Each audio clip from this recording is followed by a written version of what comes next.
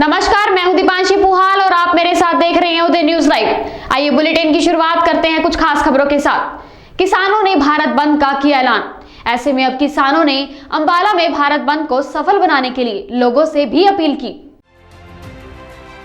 कल किसानों ने भारत बंद का ऐलान किया है। ऐसे में अब किसानों ने अंबाला में भारत बंद को सफल बनाने के लिए लोगों से अपील की है। दिल्ली के सिंधु बॉर्डर से भारत बंद को सफल बनाने के लिए लौटे किसानों ने बताया कि अब यह आंदोलन किसानों का नहीं बल्कि जन आंदोलन बन गया है। ऐसे में उन्हें जनता का भरपूर समर्थन मिल रहा है। भारत बंद है, आप लोग दिल्ली से आए हैं, किस तरह का अंबाला में माहौल बनाया जाएगा? कल क्या कुछ सहयोग मिल रहा है लोगों का? हाँ, हम कल इसीलिए आए यहाँ से, हमारी ड्यूटी लगाई गई भी अंबाला में जाकर जितने व्यापारी हैं, प्रधान हैं, हमने सबसे बात की टेलीफोन के ऊपर और सबने हमें आश्वासन दिया है कि कल हम आपके साथ खड़े हैं कंधे से कंधा लगाकर और पूरा बाज़ार बंद रखेंगे।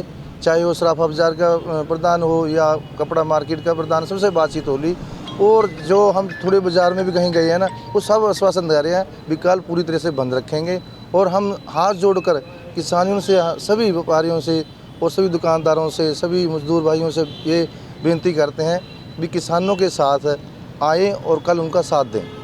गुलाब सिंह जी, कल भारत बंद का ऐलान है, आप लोग अंबाला में किस तरह मोर्चा संभालेंगे? क्या कुछ अपील है लोगों से?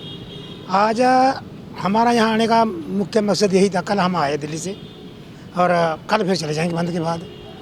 तो वरना हमें वहाँ मोर्चा छोड़ने का मन नहीं कर रहा था, लेकिन ये भी बहुत ज़रूरी थी कि अगर भारत बंद मजबूत सफल रहा ना तो मोदी की आंखें खुल जाएंगी। इसलिए हम आए, हमने बाज़ार में घूमे, सभी व्यापारियों से बात की तो सभी ने हमें भरोसा दिलाया कि आप निश्चिंत हो जाओ, ये आपका बंद बिल्कुल सफल रहेगा। करनाल के पाड़ा गांव में कल मुख्यमंत्री मनोहर लाल के कार्यक्रम से पहले गांव व आसपास के अज्ञात ग्रामीणों ने कार्यक्रम का किया विरोध। 100 से अधिक की संख्या में गांव पाड़ा में पहुंचे अज्ञात लोगों ने उखाड़ दिया कार्यक्रम का टेंट व कुर्सियां। जहां मुख्यमंत्री का हेलीकॉप्टर उतरना था, उस हेलीपैड को भी उखाड़ दिया। किसान कृषि कानून के विरोध में 8 दिसंबर को विभिन्न किसान संगठनों ने भारत बंद का आह्वान किया हुआ है। विपक्षी राजनीतिक दलों ने भी किसानों के बंद का समर्थन किया हुआ है। करनाल में दोपहर 3 बजे मुख्यमंत्री ने गांव पाड़ा में करोड़ों रुपए के विकास कार्यों की करनाल वासियों को सौगात देनी थी। पाड़ा गांव में ही मुख्यमंत्री ने पंचदेव तीर्थ पर भी जाना था। करनाल शहर में स्मार्ट एजुकेशन परियोजना की शुरुआत भी करनी थी, लेकिन अचानक ही रात को ही बड़ी संख्या में किसानों के समर्थन में अज्ञात लोगों ने गांव पाड़ा में पहुंचकर मुख्यमंत्री के कार्यक्रम का विरोध किया। कार्यक्रम में इस्तेमाल होने वाली कुर्सियों टेंट को अज्ञात लोगों ने उखाड़ दिया।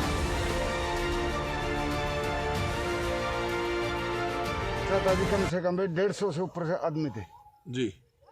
तो रात को वो जिस टाइम भी आया, मैं तो वहाँ अपने गेट पर रख लगे, भाई गेट खोल। मैं जी गेट मैं तो खोल दें, उन्हें धक्का मार गया, मुसला खोल गया तो अंदर आने बड़े सारे।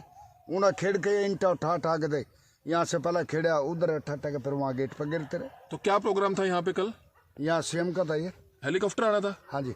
कितने बजे? ये 2 बजे बता रहे थे लोग। तो क्या किसान थे सभी? क्या हाँ, सभी किसान थे और नहीं था कोई भी साथ में उनके। क्या नारेबाजी कर रहे थे? ये जिंदाबाद मुर्दाबाद बोल रहे थे। किसको मुर्दाबाद? इसको मनोहर लाल खट्टर को। तो कितने बजे की बात है ये? 9 बजे के। तो पुलिस आई थी उसके बाद? ना, उसके बाद नहीं आई पुलिस। नजदीक आपको पता जहाँ प्रोग्राम है वहाँ भी टेंट उखाड़ दिया? हाँ, वहाँ जा रहे थे, मैं वहाँ नहीं गया साहब। वहाँ क्या हुआ है? वहाँ भी टेंट से मंदिर में, जहाँ पर मंदिर में टेंट लग गया तो वहाँ गए थे पब्लिक पूरी जी, सारे। तो गांव के लोग थे? हाँ, गाँव के थे सारे। क्या बात कर रहे थे? क्या नारेबाजी कर रहे यही थे? कर रहे थे, कहते हमने तो टेंट टूट भी खेड़ दिए सभी। और यहाँ पे क्या होना था? यहाँ पे ग्राउंड में क्या होना था? ये जहाज उतरना था ना यहाँ। अच्छा, बस उसके लिए खेड़ा। क्या नाम है भाई आपका? मतलब यहाँ पर क्यों आए, क्यों ये मतलब हमारे साथ चल रहा है जो, तो ये हमारे गांव के अंदर बैठ कर मतलब ये करिए आता है ये सीएम यहाँ, ये बात हो रही थी। तो लगता है कि किसान आंदोलन का जो विरोध हो रहा है उसी के कारण हुआ? हाँ। आपका नाम? मेरा नाम तो पृथ्वी। आपस में बातचीत हुई है और निष्कर्ष निकला कि ये इस समय पे नहीं होना चाहिए था जी, क्योंकि फैसला नहीं हुआ अभी। जिसका कि सभी ने विरोध भी किया है जी। ठीक है। अभी आप खुद देख सकते हैं, एक मतलब समझदार आदमी छोड़िए, एक बच्चे से भी अगर कहेंगे, जब एक आंदोलन चल रहा है जिस चीज़ के लिए, क्या उस स्थिति में यहाँ पे मुख्यमंत्री का आना और ये सौगातें देना, ये जो लॉलीपॉप दिखा रहे हैं वो जनता को, क्या वो मतलब अच्छा लग था कल? हाँ सेम तो कितने किसान थे अंदाजा? ये 200-250 थे। तो पहले पुतला भी जलाया बार साहब यही गेट के बाहर और टेंट वगैरह कुर्सियां वगैरह गिर गए उसके बाद? फाड़ दिया टेंट। तो अपनी नाइट ड्यूटी रहेगी, इसी तरह से चक्कर लगाते रहेंगे? हाँ जी। तो हेलीपैड वाली जगह भी टेंट फाड़ दिए उन्होंने हाँ सुना? वहाँ भी फाड़ दिया। तो कितनी एक संख्या में थे किसान? ये 250 करीब हुई, 250। कल भारत बंद था इसलिए कुछ करने आए थे? नहीं ये सीएम के प्रोग्राम में सीएम साहब का कितने बजे है प्रोग्राम कल? वो तो अभी फिक्स था नहीं जी, फिक्स टाइम से फिक्स। तो कैंसिल हो गए? मैं भी तो कुछ अभी जानकारी नहीं है। तो अब चले गए किसान जो आसपास के गांव के थे, इसी गांव के थे? बस आसपास गांव के भी थे, इसी गांव के भी। इसी गांव के भी थे। किसी को हिरासत वगैरह में भी लिया है? नहीं अभी किसी। आपका नाम? पंजाब के सेहत मंत्री और पंचायत मंत्री ने किसान प्रदर्शन को लेकर और सनी देओल के ट्वीट समेत दूसरे कई मसलों को लेकर केंद्र सरकार पे किए तीखे प्रहार। पंजाब सरकार के सेहत मंत्री बलबीर सिंह सिद्ध और मंत्री त्रिपद राजिंदर बाजवा बटाला के नजदीकी गांव डबई में एक जनतक समागम में शामिल होने के लिए पहुंचे। इस मौके किसानों के प्रदर्शन को लेकर और सांसद सनी देओल के ट्वीट समेत दूसरे कई मसलों को लेकर केंद्र सरकार पर तीखे प्रहार किए।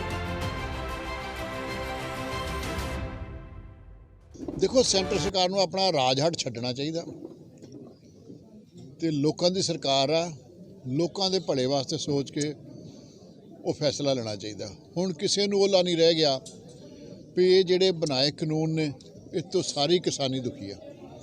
ਪਹਿਲਾਂ ਤਾਂ ਪੰਜਾਬ ਦਾ ਕਿਸਾਨ ਉੱਠਿਆ ਸੀ, ਹੁਣ ਹੌਲੀ ਹੌਲੀ ਸਾਰੇ ਮੁਲਕ ਦਾ ਕਿਸਾਨ ਉੱਠਣ ਡਿਆ। ਸੋ ਮੇਰੀ ਹੱਥ ਜੋੜ ਬੇਨਤੀ ਹੈ ਸੈਂਟਰ ਸਰਕਾਰ ਨੂੰ ਕਿ ਆਪਣਾ ਰਾਜ ਹੱਟ ਛੱਡ ਕੇ ਅਸਲੀਅਤ ਪਛਾਣਨ ਤੇ ਕਿਸਾਨਾਂ ਦੇ ਹੱਕ ਦੀ ਗੱਲ ਕਰਨ। ਗੁਰਦਾਸਪੁਰ ਦੇ ਜਿਹੜੇ ਸਾਂਸਦ ਨੇ ਸੰਨੀ ਦਿਓਲ ਆਏ ਤਾਂ ਹੈ ਨਹੀਂ ਇੱਥੇ, ਪਰ ਉਹਨਾਂ ਨੇ ਇੱਕ ਟਵੀਟ ਕੀਤਾ ਹੈ ਕਿ ਇਹ ਕਿਸਾਨੀ ਦਾ ਤੇ ਕੇਂਦਰ ਸਰਕਾਰ ਦਾ ਮਸਲਾ ਆਪਸੀ ਹੱਲ ਬੈਠ ਕੇ ਕੱਢ ਲੈਣਗੇ, ਪਰ ਜਿਹੜੇ ਆਪਣੇ ਸਵਾਰਥ ਵਿੱਚ ਅੜਚਣਾ ਪਾ ਰਹੇ ਆ ਉਹਨਾਂ ਨੂੰ ਵਿੱਚ ਨਹੀਂ ਆਉਣਾ ਚਾਹੀਦਾ। ਦੇਖੋ ਉਹਨਾਂ ਕਿਸਾਨ ਨਹੀਂ ਹੈ, ਨਾ ਕਿਸਾਨ ਹੈ, ਨਾ ਕਿਸਾਨੀ ਨਾਲ ਜੁੜਿਆ, ਨਾ ਉਹਨੂੰ ਕਿਸੇ ਪ੍ਰੋਬਲਮ ਦਾ ਪਤਾ। ਉਹ ਦਿੱਲੀ 'ਤੇ ਰਹਿਣ ਵਾਲਾ ਬਸ਼ਿੰਦਾ, ਉਹਨੇ ਉਹੋ ਜਿਹੀ ਗੱਲ ਕਰਨੀ, ਉਹਦੀ ਗੱਲ ਦਾ ਪਤਾ ਗੁੱਸਾ ਨਾ ਕਰੋ। ਤੁਹਾਨੂੰ ਲੱਗਦਾ ਸਰ ਕਿ ਹੁਣ ਮੀਟਿੰਗਾਂ ਲਗਾਤਾਰ ਹੋ ਰਹੀਆਂ ਨੇ, ਹੁਣ ਫਿਰ 9 ਤਰੀਕ ਦੀ ਮੀਟਿੰਗ ਰੱਖ ਦਿੱਤੀ, ਮੀਟਿੰਗਾਂ ਦਾ ਕੋਈ ਹੱਲ ਨਿਕਲ ਸਕਦਾ? ਦੇਖੋ ਗੱਲਬਾਤ 'ਚ ਹੀ ਹੱਲ ਨਿਕਲਦਾ ਵਾ, ਆਸ ਰੱਖਣੀ ਚਾਹੀਦੀ ਹੈ ਵੀ ਹੱਲ ਨਿਕਲੇਗਾ। ਤੇ ਅਸੀਂ ਅਰਦਾਸ ਹੀ ਕਰਨੇ ਆ ਵੀ ਪਰਮਾਤਮਾ ਦੋਵਾਂ ਪਾਸਿਆਂ ਨੂੰ ਕਿ ਸਮਤ ਬਖਸ਼ੇ, ਕਿਸੇ ਨਾ ਕਿਸੇ ਨਿਰਣੇ ਜ਼ਰੂਰ ਪਹੁੰਚਣ। ਇਹਦੇ 'ਚ ਹੀ ਸਾਡਾ ਭਲਾ। ਕਦੋਂ ਤੱਕ ਹੋਣਗੇ ਸਰ? ਇਹ ਮੇਰੇ ਖਿਆਲ ਫੈਬਰਰੀ 'ਚ ਹੋ ਜਾਣਗੀਆਂ। ਸਰ ਕੇਜਰੀਵਾਲ ਨੂੰ ਵੀ ਕਾਫੀ ਦੇਰ ਬਾਅਦ ਸਮਝ ਆ ਗਈ ਹੈ ਤੇ ਅੱਜ ਉਹ ਵੀ ਕਿਸਾਨਾਂ ਦੇ ਧਰਨੇ 'ਚ ਗਏ ਜੀ ਉੱਥੇ ਸ਼ਾਮ ਨੂੰ। ਚਲੋ ਜੀ ਪਹਿਲਾਂ ਨੋਟੀਫਿਕੇਸ਼ਨ ਕਰ ਲਿਆ ਹੱਕ 'ਚ, ਹੁਣ ਕਿਸਾਨਾਂ ਦੇ ਧੜੇ ਜਿਹੜੇ ਦੋਵੇਂ ਪਾਸੇ ਰੱਖਣਾ ਚਾਹੁੰਦਾ ਜੀ। ਕਿ ਹੱਲ ਵੀ ਬੈਠੇ ਚਲੋ ਜੀ ਇਹ ਕਿਸਾਨ ਨੂੰ ਬਦਨਾਮ ਕਰ ਲਈ ਹੈ ਵੀ ਏਜੰਸੀਆਂ ਦਾ ਕੰਮ ਹੈ। ਸੈਂਟਰ ਸਰਕਾਰ ਕੋਲ ਸਾਰੀ ਆਪਣੀ CID ਹੈ, IB ਹੈ, ਉਹਨਾਂ ਨੂੰ ਪਤਾ ਹੋਣਾ ਚਾਹੀਦਾ। ਫਿਰ ਜਿਹੜੇ ਹੈਗੇ ਨੇ ਉਹਨਾਂ ਨੂੰ ਫੜ ਲੈਣ। ਦੇਖੋ ਡੈਮੋਕ੍ਰੇਸੀ ਦੇ ਵਿੱਚ ਹੰਕਾਰ ਨੂੰ ਕੋਈ ਥਾਂ ਨਹੀਂ ਹੁੰਦੀ, ਈਗੋ ਨਹੀਂ ਕਦੇ ਰੱਖਣੀ ਚਾਹੀਦੀ। ਲੋਕਤੰਤਰ ਦੇ ਲੋਕਾਂ ਦੇ ਕੋਈ ਆਪਾਂ ਖਿਲਾਫ ਜੋ ਕੋਈ ਕਾਨੂੰਨ ਬਣਾਉਂਦੇ ਆ, ਪਹਿਲੀ ਗੱਲ ਤਾਂ ਇਹਨਾਂ ਨੂੰ ਜਿਹੜਾ ਕਾਨੂੰਨ ਬਣਦਾ ਹੈ ਇਹ ਬਕਾਇਦਾ ਸਾਰੀਆਂ ਵਿਧਾਨ ਸਭਾ 'ਚ ਜਾਂਦਾ ਹੈ। ਜੇ ਕਾਨੂੰਨ ਬਣਦੇ ਨੇ ਤੇ ਵਿਧਾਨ ਸਭਾ ਪਾਸ ਕਰਦੀਆਂ ਨੇ, ਜੇ ਵਿਧਾਨ ਸਭਾ ਪਾਸ ਨਹੀਂ ਕਰਦੀਆਂ ਤਾਂ ਕਾਨੂੰਨ ਬਿੱਲ ਨਹੀਂ ਪੇਸ਼ ਹੁੰਦਾ। ਤੇ ਲੇਕਿਨ ਉਹ ਇਹਨਾਂ ਨੇ ਸਭ ਕੁਛ ਨੂੰ ਸਿੱਕੇ ਲੰਘ ਕੇ ਸਿੱਧੇ ਤੌਰ 'ਤੇ ਲਿਆ ਕੇ ਆਪਣੇ ਬਿੱਲ ਤੇ ਕਾਨੂੰਨ ਬਣਾ ਦਿੱਤੇ ਨੇ। ਔਰ ਮੈਨੂੰ ਜਿਹੜੀ ਗੱਲ ਪਤਾ ਲੱਗੀ ਕਿ ਰਾਜ ਸਭਾ ਦੇ ਵਿੱਚ ਵੀ ਉਹ ਬਿੱਲ ਹਾਲੇ ਪ੍ਰੋਪਰ ਪਾਸ ਨਹੀਂ ਹੋਇਆ ਸੀ, ਉਸ ਤੋਂ ਬਿਨਾਂ ਇਹਨਾਂ ਨੇ ਕਾਨੂੰਨ ਬਣਾਤਾ, ਜਿਹੜਾ ਕਿ ਬਹੁਤ ਹੀ ਇੱਕ ਮੈਂ ਕਹਿੰਦਾ ਵੱਡੀ ਬਲੰਡਰ ਮਿਸਟੇਕ ਹੈ ਇਹਨਾਂ ਦੀ। ਔਰ ਦੂਜੀ ਗੱਲ, ਜਿਨ੍ਹਾਂ ਲੋਕਾਂ ਵਾਸਤੇ ਕਾਨੂੰਨ ਬਣਾਇਆ ਜਦੋਂ ਉਹੀ ਉਹਦੇ ਖਿਲਾਫ ਨੇ, ਉਹਨਾਂ ਨੂੰ ਮਾਫ ਨਹੀਂ ਹੈ ਤਾਂ ਉਹ ਕਾਨੂੰਨ ਕਾਹਦੇ ਵਾਸਤੇ ਹੈ?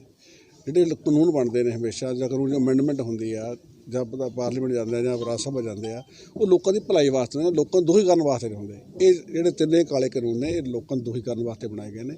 ਇਹਦੇ ਨਾਲ ਸਾਡੀ ਇਕੱਲੀ ਕਿਸਾਨੀ ਨਹੀਂ, ਇਕੱਲਾ ਮਜ਼ਦੂਰ ਨਹੀਂ, ਖੇਤ ਮਜ਼ਦੂਰ ਨਹੀਂ ਜਾਂ ਆੜ੍ਹਤੀਆ ਨਹੀਂ, ਸਮੁੱਚੀ ਸਾਰੀ ਇਕੋਨਮੀ 'ਤੇ ਬਹੁਤ ਵੱਡਾ ਅਸਰ ਪਊਗਾ। ਜਿਹੜਾ ਉਹ ਸਾਰੇ ਹੀ ਇਸ ਦੇ ਵਿੱਚ ਰਗੜੇ ਜਾਣਗੇ। ਖਾਸ ਕਰਕੇ ਸਾਡੇ 3 ਸਟੇਟਾਂ 'ਤੇ ਬਹੁਤ ਵੱਡਾ ਅਸਰ ਪੈਣਾ ਹੈ ਕਿ ਸਾਡੇ ਕੋਲ ਮੰਡੀਕਰਨ ਸਿਸਟਮ ਹੈਗਾ। ਇਹ ਪ੍ਰਤਾਪ ਸਿੰਘ ਕੈਰੋਂ ਦੀ ਇੱਕ ਬੜੀ ਵੱਡੀ ਸੋਚ ਸੀ ਕਿ ਉਹਨੇ ਮੰਡੀਕਰਨ ਸਿਸਟਮ ਉਸ ਵੇਲੇ ਲਾਗੂ ਕੀਤਾ। ਔਰ ਬਕਾਇਦਾ ਇਹਦੇ ਵਿੱਚ ਕੀ ਹੈ ਕਿ ਸਾਨੂੰ 94% ਲੋਕ ਜਿਹੜੇ ਸੀ ਉੱਪਰ ਮੰਡੀ ਸੀਗੇ, 6% ਜਿਹੜੇ ਅਸੀਂ ਪੰਜਾਬ ਹਰਿਆਣਾ ਤੇ ਵੈਸਟਰਨ ਯੂਪੀ ਦੇ ਵਿੱਚ ਲਾਗੂ ਹੈ। ਔਰ ਉੱਥੇ ਦਾ ਕਿਸਾਨ ਆਪਣੇ ਆਪ ਨੂੰ ਸਿਕਿਉਰ ਸਮਝਦਾ ਹੈ। ਲੇਕਿਨ ਬਾਕੀ ਸਾਰੀ ਜਗ੍ਹਾ ਤੋਂ ਦੇਖਣਾ ਜਿਹੜੇ ਆਪਣੇ ਕੋਲ ਯੂਪੀ ਬਿਹਾਰ ਤੋਂ ਇੱਥੇ ਕੰਮ ਕਰਨ ਵਾਸਤੇ ਆਉਂਦੇ ਨੇ ਮਜ਼ਦੂਰ, ਉਹ ਈਵਨ ਬਹੁਤ ਸਾਰੇ ਕਿਸਾਨ ਨੇ, ਉਹਨਾਂ ਕੋਲ ਲੈਂਡ ਵੀ ਹੈਗੀ ਆ, 5-6 ਕਿੱਲੇ ਜ਼ਮੀਨ ਵੀ ਹੈਗੀ ਆ, ਪਰ ਕੋਈ ਬਿੱਘਾ ਕਿਤੇ ਆ। ਤੇ ਇਸ ਕਰਕੇ ਉਹ ਸਾਡੇ ਕੋਲ ਵਿਚਾਰੇ ਸਾਡੇ ਗੰਨਾ ਵੱਢ ਕੇ ਜਾਂਦੇ ਨੇ ਜਾਂ ਸਾਡੀ ਕਣਕ ਵੱਢ ਕੇ ਜਾਂਦੇ ਨੇ ਜਾਂ ਝੋਨਾ ਲਾਉਣ ਵਾਸਤੇ ਆਉਂਦੇ ਨੇ। ਕਿਉਂ ਆਉਂਦੇ ਨੇ? ਸਾਡਾ 2 ਏਕੜ ਵਾਲਾ ਕਿਸਾਨ ਵੀ ਬਾਹਰ ਕਦੇ ਮਜ਼ਦੂਰੀ ਕਰਨ ਜਾਂਦਾ, ਉਹ ਵੀ 4 ਏਕੜ ਨਾਲ ਠੇਕੇ 'ਤੇ ਲੈ ਕੇ ਖੇਤੀ ਕਰਦਾ। ਉਹ ਜਿਹੜੀ ਸਾਡੀ ਸਰਕਾਰੀ ਉਹ ਖਤਮ ਕਰਨ ਵਾਸਤੇ ਇਹਨਾਂ ਨੇ ਕੀਤਾ। ਤੇ ਜਿਵੇਂ ਈਸਟ ਇੰਡੀਆ ਕੰਪਨੀ ਆਈ ਸੀ ਉਦੋਂ ਵੀ ਇਹ ਹੋਇਆ ਸੀ ਕਿ ਉਹਨਾਂ ਨੇ ਹਿੰਦੁਸਤਾਨ 'ਚ ਪਹਿਲਾਂ ਬਿਜ਼ਨਸ ਸਟਾਰਟ ਕੀਤਾ, ਹੌਲੀ ਹੌਲੀ ਹਿੰਦੁਸਤਾਨ ਦੇ ਸਾਰਾ ਬਿਜ਼ਨਸ ਕੈਪਚਰ ਕਰਕੇ ਹਿੰਦੁਸਤਾਨ ਨੂੰ ਗੁਲਾਮ ਬਣਾ ਲਿਆ।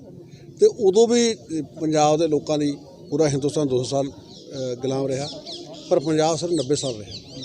ਔਰ ਪੰਜਾਬ ਦੇ ਲੋਕਾਂ ਨੇ ਉਦੋਂ ਵੀ ਆਪਣੀ ਗੈਰਤ ਦਿਖਾਈ ਤੇ ਉਹਦੇ ਖਿਲਾਫ ਲੜਾਈ ਵਿੱਢੀ ਤੇ ਅੱਜ ਵੀ ਪੰਜਾਬ ਦੇ ਲੋਕ ਅੱਗੇ ਆਏ ਨੇ। ਮੈਨੂੰ ਪੂਰੀ ਗਰੰਟੀ ਇਸ ਗੱਲ ਦੀ ਕਿ ਐਸੇ ਜਿੱਤ ਕਿਸਾਨਾਂ ਦੀ ਹੋਏਗੀ ਔਰ ਸਰਕਾਰ ਨੂੰ ਝੁਕਣਾ ਪਏਗਾ ਔਰ ਸਰਕਾਰ ਨੂੰ ਝੁਕਣਾ ਚਾਹੀਦਾ ਹੈ। ਸਰ MP ਨੇ ਜਿਹੜੇ ਗੁਰਦਾਸਪੁਰ ਤੋਂ ਸੰਨੀ ਦਿਓਲ, ਉਹਨਾਂ ਨੇ ਨਜ਼ਰ ਤਾਂ ਨਹੀਂ ਆਏ ਕਿਤੇ ਹਾਲ ਤੱਕ ਕਿਸੇ ਵੀ ਧਰਨੇ 'ਚ, ਪਰ ਉਹਨਾਂ ਨੇ ਇੱਕ ਟਵੀਟ ਕਰਕੇ ਕਿਹਾ ਕਿ ਜਿਹੜੇ ਸਰਕਾਰ ਦਾ ਤੇ ਕਿਸਾਨਾਂ ਦਾ ਆਪਸੀ ਮਸਲਾ ਹੈ ਤੇ ਇਹ ਆਪਸ 'ਚ ਬੈਠ ਕੇ ਨਜਿੱਠ ਲੈਣਗੇ, ਜਿਹੜੇ ਆਪਣੇ ਸਵਾਰਥ ਵਾਸਤੇ ਅੜਚਣਾ ਪਾ ਰਹੇ ਨੇ ਉਹ ਪਿੱਛੇ ਹੋਏ।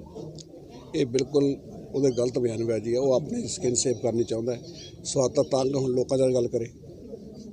ਅੱਜ ਗੁਰਦਾਸਪੁਰ 'ਚ ਆਵੇ ਉਹ ਧਰਨੇ 'ਤੇ ਬੈਠਦਾ, ਉੱਥੇ ਆ ਕੇ ਮੋਦੀ ਦੇ ਬਾਅਦ ਧਰਨਾ ਲਾ ਕੇ ਬੈਠਦਾ ਕਿ ਮੈਂ ਉੱਥੋਂ ਚੁਣ ਕੇ ਆਇਆ, ਲੋਕਾਂ ਮੈਨੂੰ ਵੋਟਾਂ ਪਾਈਆਂ ਨੇ ਤੇ ਅੱਜ ਇਹ ਕਾਨੂੰਨ ਵਾਪਸ ਲਾਓ। ਕੋਈ ਬੰਦਾ ਅੱਜ ਜੇ ਪ੍ਰਕਾਸ਼ ਸਿੰਘ ਬਾਦਲ ਦੀ ਨੂੰਹ ਇਹ ਗੱਲ ਕਹੇ ਵੀ ਅਸੀਂ ਬੇਕਸੂਰ ਹੈ, ਗਲਤ ਗੱਲ ਹੈ। ਸਿੱਧੇ ਤੌਰ ਤੇ ਪ੍ਰਕਾਸ਼ ਸਿੰਘ ਬਾਦਲ ਦਾ ਪਰਿਵਾਰ, ਉਹਦੀ ਨੂੰਹ ਸੁਖਬੀਰ ਬਾਦਲ ਜ਼ਿੰਮੇਵਾਰ ਨੇ। 15 ਸਤੰਬਰ ਤੱਕ ਇਹ ਲੋਕ ਛੋਲੇ ਗਾਉਂਦੇ ਸੀ ਨਾ ਕਾਨੂੰਨਾਂ ਦੇ, ਪਰ ਜਦੋਂ ਉਹਨੂੰ ਦੇਖਿਆ ਸਾਡੇ ਹੱਥੋਂ ਜ਼ਮੀਨ ਨਿਕਲ ਗਈ ਸਾਡੇ ਪੈਰਾਂ ਥੱਲੇ, ਫਿਰ ਉਲਟੇ ਪਾਸੇ ਚੱਲ ਪਏ। ਲਗਾਤਾਰ ਮੀਟਿੰਗਾਂ ਕੀਤੀਆਂ ਜਾ ਰਹੀਆਂ, 9 ਤਰੀਕ ਨੂੰ ਫਿਰ ਮੀਟਿੰਗ ਰੱਖੀ ਗਈ ਹੈ। ਕੀ ਸਮਝਦੇ ਮੀਟਿੰਗਾਂ ਦਾ ਕੁਝ ਹੱਲ ਨਿਕਲ ਸਕਦਾ ਹੈ? ਦੇਖੋ ਇਹ ਗੱਲਬਾਤ ਤਾਂ ਜੇ ਕੋਈ ਮਸਲਾ ਹੋਣਾ ਗੱਲਬਾਤ ਨਾਲ ਹੀ ਹੋਣਾ ਹੈ। ਗੱਲਬਾਤ ਕਿਸ ਮਾਹੌਲ 'ਚ ਜਿੰਦਰ ਮੋਦੀ ਆਪ ਸ਼ਾਮਲ ਨਹੀਂ ਹੁੰਦਾ ਜਾਂ ਅਮਿਤ ਸ਼ਾਹ ਸ਼ਾਮਲ ਨਹੀਂ ਹੁੰਦਾ, ਉਹਨਾਂ ਦੇ ਮਸਲਾ ਹੱਲ ਨਹੀਂ ਹੋ ਸਕਦਾ। ਸਰ ਬਾਦਲ ਸਾਹਿਬ ਨੇ ਕਿਹਾ ਮੈਂ ਅਵਾਰਡ ਵਾਪਸ ਕਰਨਾ, ਅਵਾਰਡ ਤਾਂ ਹੈ ਲੇਕਿਨ ਜਿਹੜੀਆਂ ਪੈਨਸ਼ਨ ਜਿਹੜੀਆਂ ਪਰ ਲਾਭ ਮਿਲ ਰਹੀਆਂ ਨੇ ਉਹ ਨਹੀਂ ਵਾਪਸ ਕਰਨੀਆਂ ਚਾਹੀਦੀਆਂ। ਨਹੀਂ ਪੈਨਸ਼ਨ ਤਾਂ ਪੰਜਾਬ ਗੌਰਮੈਂਟ ਦਿੰਦੀ ਹੈ, ਸੈਂਟਰ ਗੌਰਮੈਂਟ ਥੋੜ੍ਹਾ ਦਿੰਦੀ ਹੈ। ਔਰ ਦੂਜੀ ਗੱਲ ਇਹ ਹੈਗੀ ਆ ਕਿ ਪ੍ਰਕਾਸ਼ ਸਿੰਘ ਬਾਦਲ ਦੇ ਅਵਾਰਡ ਕਿਉਂ ਵਾਪਸ ਕਰਨ ਦੀ ਕੀ ਜ਼ਰੂਰਤ ਹੈ? ਉਸ ਜਦੋਂ ਉਹਨੂੰ ਸਭ ਤੋਂ ਪਹਿਲਾਂ NDA ਦਾ ਉਹ ਹਿੱਸਾ ਸੀ ਤੇ ਜਦੋਂ ਕੈਬਨਿਟ ਦੀ ਮੀਟਿੰਗ ਦੇ ਵਿੱਚ ਉਹਦੀ ਨੂੰਹ ਬੈਠੀ ਸੀ ਤੇ ਅੱਜ ਸੁਖਬੀਰ ਸਿੰਘ ਬਾਦਲ ਕਹਿੰਦਾ ਸਾਨੂੰ ਤਾਂ ਆਰਡੀਨੈਂਸ ਤਾਂ ਪੜ੍ਹੇ ਹੀ ਨਹੀਂ, ਇਹਦਾ ਤੁਸੀਂ ਅਨਪੜ੍ਹ ਹੋ। ਅੱਜ ਲੋਕਾਂ ਨੂੰ ਬੇਵਕੂਫ ਬਣਾਉਣ ਦੀ ਕੋਸ਼ਿਸ਼ ਕੀਤੀ। ਜਿਹੜੇ ਅਵਾਰਡ ਵਾਪਸ ਕਰਨ ਨੂੰ ਉਹਨੇ ਕਿਹੜਾ ਕੋਈ ਲੜੇ ਜਿੱਤ ਕੇ ਅਵਾਰਡ ਲਿਆ ਹੋਇਆ। ਕੇਜਰੀਵਾਲ ਇੰਨੇ ਦਿਨਾਂ ਬਾਅਦ ਅੱਜ ਧਰਨੇ 'ਚ ਗਿਆ ਜੀ ਕਿਸਾਨਾਂ ਦੇ ਕੋਲ, ਕਿਸ ਤਰ੍ਹਾਂ ਦੇਖਦੇ? ਕੇਜਰੀਵਾਲ ਨੂੰ ਪਤਾ ਵੀ ਮੇਰਾ ਵੀ ਹੁਣ ਸੁਖੜਾ ਸਾਫ਼ ਹੋ ਜਾਣਾ ਜੇ ਮੈਂ ਨਹੀਂ ਜਾਊਂਗਾ। ਅੱਜ ਸਿਰਫ ਉਹ ਲੋਕਾਂ ਦੇ ਜੇ ਕੇਜਰੀਵਾਲ ਇਸ ਸਾਈਡ ਦਾ ਹੁੰਦਾ ਤਾਂ ਉਹਨੇ ਉਹ ਨੋਟੀਫਾਈ ਕਿਉਂ ਕੀਤਾ ਕਾਨੂੰਨ? ਸਰ ਕੇਂਦਰ ਕਹਿੰਦੀ ਹੈ ਕਿ ਕਿਸਾਨ ਘੱਟ ਤੇ ਏਜੰਸੀਆਂ ਸ਼ਾਇਦ ਜ਼ਿਆਦਾ ਨੇ। ਨਹੀਂ ਐਵੇਂ ਗਲਤ ਗੱਲ ਹੈ। ਅੱਜ ਪੰਜਾਬ ਦਾ ਬੱਚਾ ਉਹਨਾਂ ਕਿਸਾਨਾਂ ਦੇ ਨਾਲ ਖੜਾ ਹੈ। ਮੈਂ ਬਤੌਰ ਕਾਂਗਰਸੀ ਅਸੀਂ ਵੀ ਕੱਲ੍ਹ ਨੂੰ ਧਰਨਾ ਲਾਵਾਂਗੇ। ਇਹ ਸਾਡਾ ਇੱਕ ਡੈਮੋਕ੍ਰੇਟਿਕ ਰਾਈਟ ਹੈ, ਉਹਨੂੰ ਕੋਈ ਰੋਕ ਨਹੀਂ ਸਕਦਾ। ਅੱਜ ਕੱਲਾ ਕਿਸਾਨ ਨਹੀਂ, ਕਿਸਾਨ ਦੇ ਨਾਲ ਪੂਰਾ ਪੰਜਾਬ ਦਾ ਬਿਜ਼ਨਸਮੈਨ ਵੀ, ਪੰਜਾਬ ਦਾ ਹਰ ਤਬਕਾ, ਪੰਜਾਬ ਦਾ ਸਪੋਰਟਸਮੈਨ ਵੀ, ਹਰ ਬੰਦਾ, ਡਾਕਟਰ ਵੀ ਈਵਨ ਬਹੁਤ ਆਪ ਸੇਵਾ ਕਰਨ ਵਾਸਤੇ ਪਹੁੰਚੇ ਹੋਏ ਨੇ। ਇਹ ਉਹਨੂੰ ਭੁਲੇਖਾ ਅੱਜ ਹਰਿਆਣਾ ਦਾ ਕਿਸਾਨ ਵੀ ਉੱਠ ਜਾਗਿਆ, ਅੱਜ ਯੂਪੀ ਦਾ ਕਿਸਾਨ ਵੀ ਅਵੇਅਰ ਹੈ, ਅੱਜ ਬਾਹਰਲੀਆਂ ਛੱਤੀਸਗੜ੍ਹ ਦਾ ਕਿਸਾਨ ਵੀ ਆ ਗਿਆ, ਰਾਜਸਥਾਨ ਦਾ ਵੀ ਆ ਰਿਹਾ, मध्य प्रदेश का किसान भी आ रहा है। तो जो तो जे 2-4 दिन होर कोई मसला हल नहीं होता तो देखना पूरे हिंदुस्तान से हलचल हो जाएगी। खबरों का सिलसिला जारी रहेगा, आप हमारे साथ जुड़े रहिए और देखते रहिए उदय न्यूज़ लाइव। नमस्कार।